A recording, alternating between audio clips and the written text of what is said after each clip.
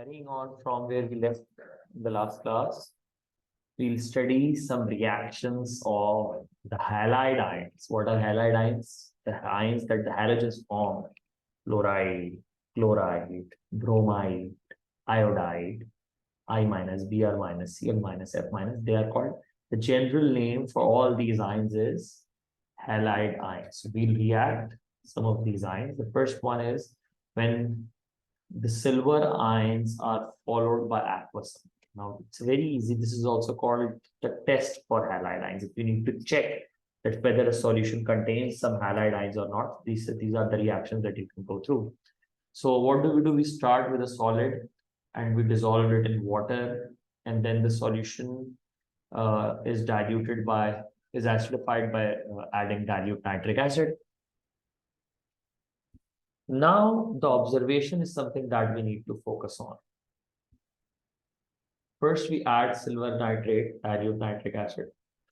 If there is a fluoride ion present, then there is no precipitate. What is a precipitate? Precipitate is insoluble substance.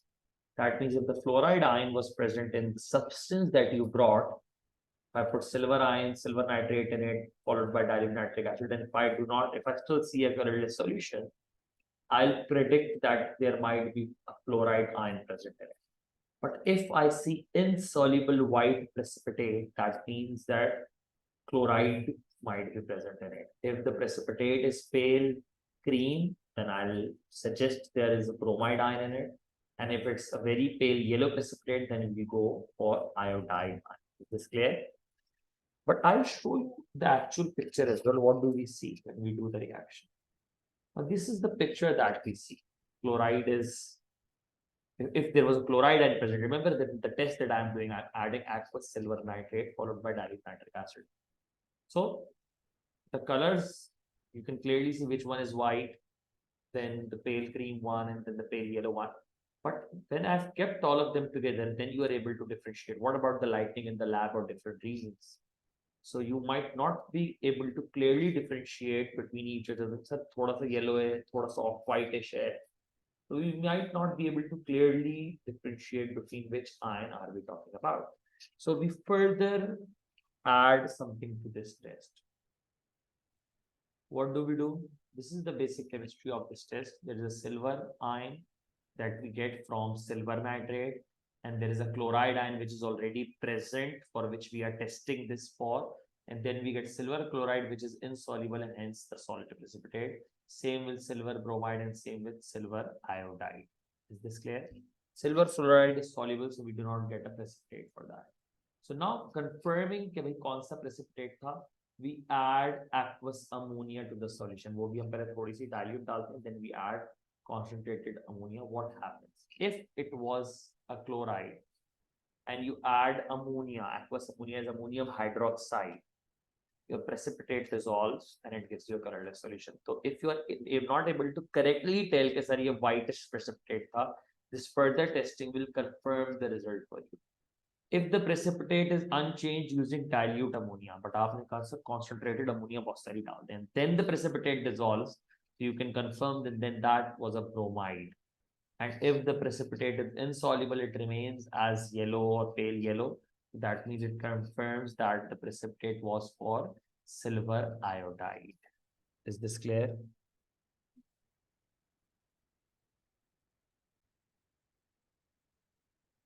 This is also called the test for halide ion. You need to see whether a halide ion is present and which kind of, or which one of the halide ions is present. So these are the tests that we can do. Again, another test with halide ions is when we react it with concentrated sulfuric acid.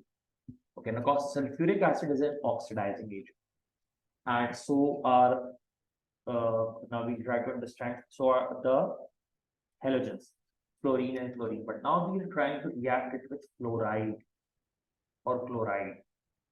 So we see that whether sulfuric acid has enough strength to remove the electron from fluoride, chloride, bromide, or iodide. Clear? Remember when we studied how good they are on gaining electrons, right?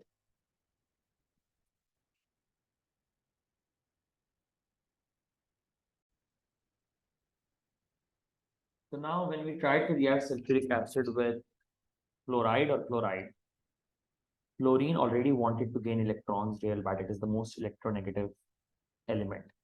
So it does not let go of that electron, neither does chloride.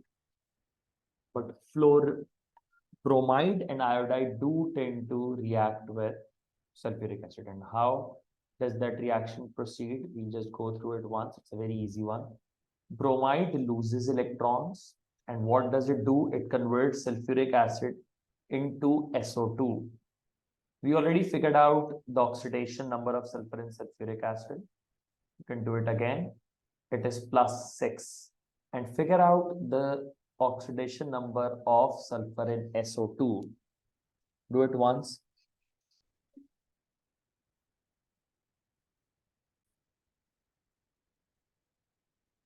So what happens? Bromide is oxidized to bromine and sulfuric acid is reduced to SO2. इसमें the reduction is on sulfur. Sulfur का पहले oxidation number क्या था? Sulfuric acid it was +6.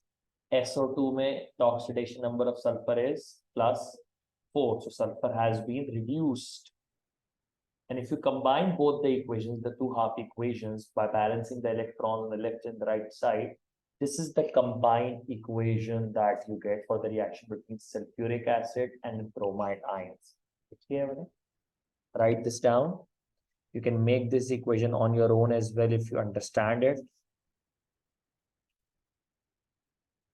That is how a bromide reacts with sulfuric acid.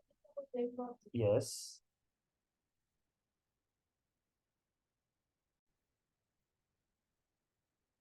Moving on. Iodide also tend to react with sulfuric acid. And what happens? Iodide is reduced to iodine. And first it reduces the sulfur in sulfuric acid to sulfur dioxide. Then it reduces sulfur to sulfur itself, in which the oxidation state is 0. And eventually it reduces sulfur to become hydrogen sulfide gas, H2S, in which the oxidation state of sulfur is -2. Is this clear? So the overall reaction can be formed by combining the oxidation of iodide and the reduction of sulfur in sulfuric acid. Combine the two equations to make your own equation so that you understand how we get the reaction between sulfuric acid and iodide ions.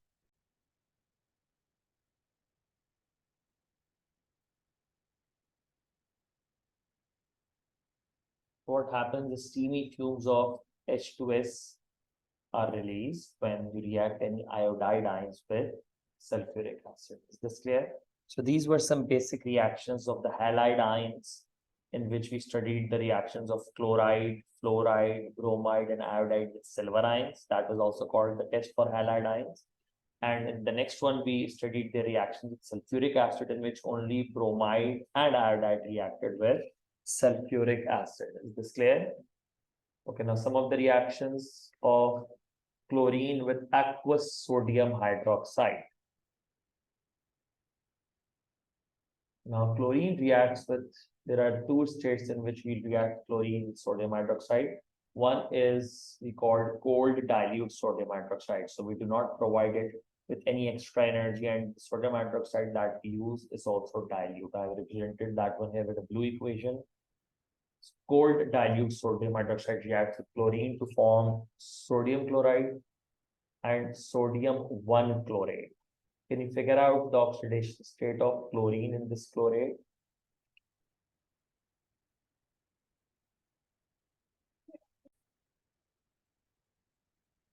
So what has happened to chlorine? Chlorine was just a normal element that had an oxidation state of 0.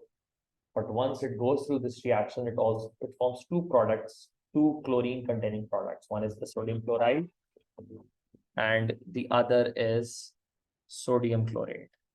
Now, when you see the oxidation state of chlorine in both, you see in one, it is -1. In NaCl, it has oxidation state of -1. And in sodium chlorate, the chlorine has an oxidation state of +1. So chlorine is both reduced and oxidized in this reaction. A reaction in which the same substance is both reduced and oxidized is also called disproportionation reaction, which we have already studied in redox. This is a disproportionation reaction for chlorine, and you can see that through the oxidation states.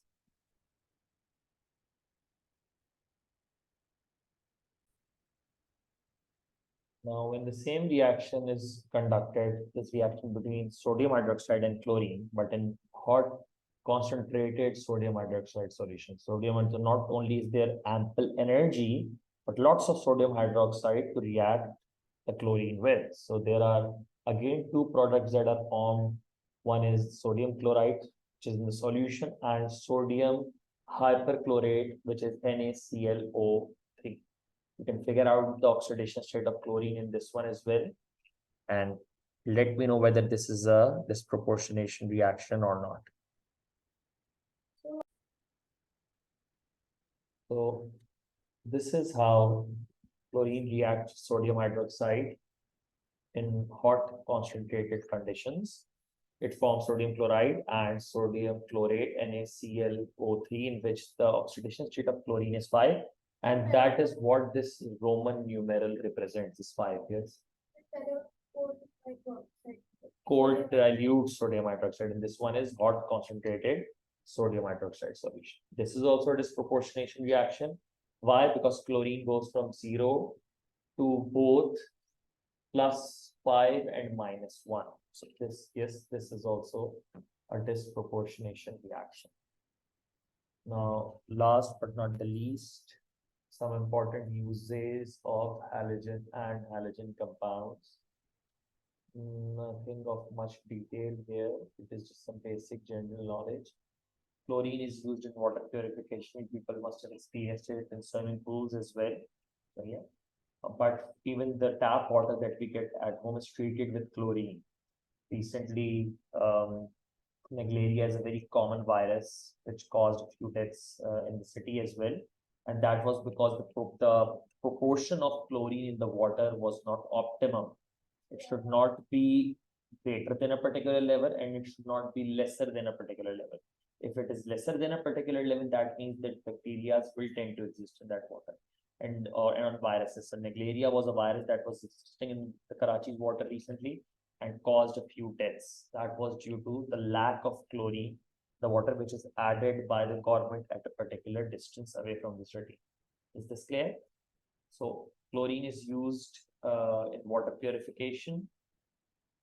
HCl or HOCl, no matter how we write it, that is a powerful oxidizing agent. It kills bacteria or viruses. Is this clear?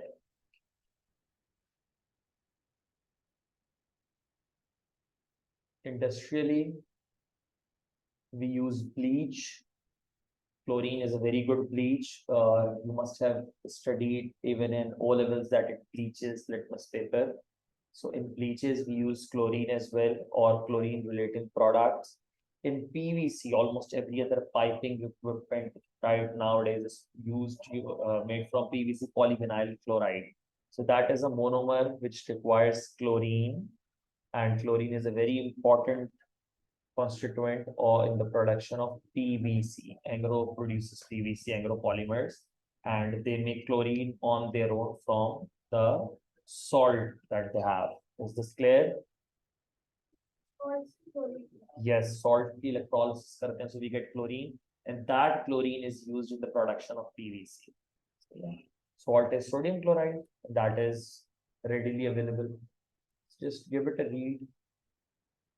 And then we have the most famous CFCs as well.